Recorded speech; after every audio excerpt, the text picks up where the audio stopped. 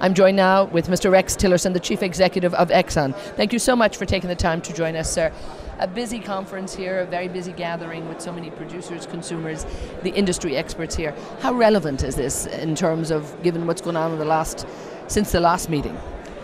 Well, you know, the challenges facing the world around energy supply, security of energy supply, over the long term are enormous. Dealing with those challenges both from a supplying country, producing country standpoint, and then for consuming countries knowing they have access to reliable, affordable energy to continue to support their economic growth are probably the most important challenges facing the world today. So having a gathering like this where you have the leading producing countries, a lot of leading consuming countries, and then major IOC participants who are involved in the development of resources, the dialogue is important as to how do we all get this in our minds as to how we're going to deal with these challenges in the years ahead.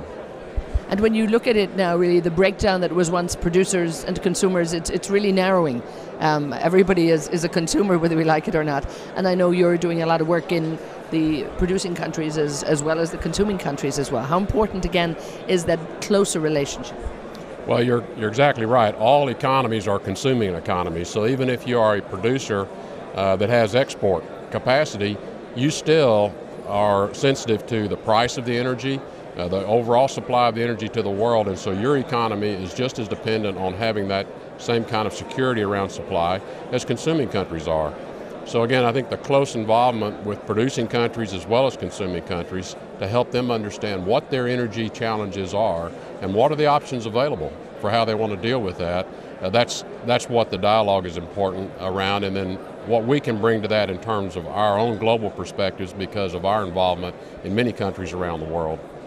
Now, the role of the International Energy Forum over the last 20 years almost has really matured to, in fact, be a much stronger facilitator here.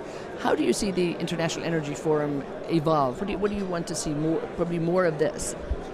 Well, I hope that it can provide a platform again for us to continue to better understand what each of our needs are, whether you're a producing country, a consuming country, or a private international oil company investor that comes with the technology and all of the things that we can bring. Is how are we going to continue to work together in the future to deliver energy that the world needs and they can afford, recognizing that our needs change, they evolve, the expectations of our people and our own countries change and evolve, and we're all going to have to come to some common understanding of how do we work together so that we all can achieve our objectives and in the end have win-win-win solutions for producers, consumers, and investors.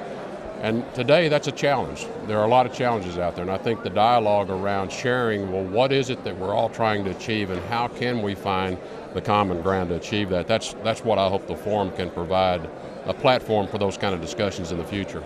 Now, investment is key in this industry. We're seeing the long-term energy demand, it will grow, and companies like yourselves, of course, need to actually be fulfilling that. You haven't stopped investing, and again, looking to, in the longer term, a lot of big projects going on as well. No, that's correct. Even with the downturn in pricing, we invested at record levels last year, about $25 billion. Our expectation over the next 5 years is we'll continue to invest at those kinds of levels. And the way we approach our investments is not around what is the price today or even any view that we know what the price will be, but rather what kind of investments make sense across a broad range of prices, because prices will go up and prices will go down. We've got to have investments that are resilient across a broad range of pricing. So we're continuing to be very active in terms of investing in resources and be able to supply energy that the world needs for many years to come. And one final question, if I may. We're looking at OPEC becoming, again, a very mature organization, 50 years indeed this year. So again, a lot has changed in terms of what's happened from the formation of OPEC. Looking at how relevant OPEC is, at this point in time, how do you work with OPEC, and looking at their 50th anniversary, what do you want to say to them?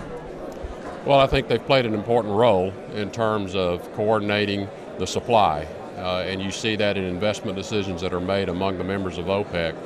And I think, again, for us, and we partner with many of the OPEC countries, we invest in many of the OPEC countries, is how, again, can we help you look at your resource opportunities, bring the newest technologies available so that they can be developed in a cost-efficient way so that OPEC will continue to play its role in the future of supplying energy.